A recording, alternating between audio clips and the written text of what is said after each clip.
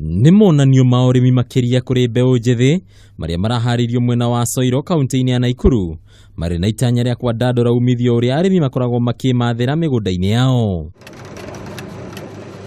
Kuna arĩmi aingĩ makoragwo makĩhoka ũrĩmi wa mũthemba ũmwe wa irio o kĩmera, mũrũgamĩrĩri wa kĩmabũrũri wa rũhonge rwa FAO Gabriel Rugalema nĩ orĩtie arĩmi kũhĩmbĩria ũrĩmi wa irio makĩria ya mũthemba ũmwe nĩguo gwĩthema na hathara rĩrĩa kĩmera kĩrĩ thĩ. Kama wewe unategemea kitu kimoja tu katika maisha, kikitokea uharibifu inakuwa ni hali mbaya.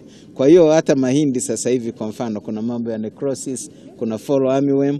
Kwa hiyo kama Nakuru au kaunti nyingine tukitegemea zao moja, hiyo inakuwa hatari.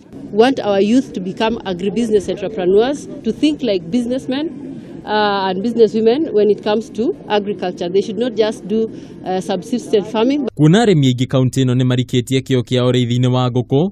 Thirikari ya kaunti ya Nakuru nĩ yanĩrĩire thoko njerũ bũrũri-inĩ wa Oman. Ũguo arĩithia ngũkũ makorio gwĩkĩrĩra kĩo wĩra-inĩ wao. Tunataka kuleta kiwanda ambayo itakuwa ikichinja kuku, na tuko na soko kubwa sana.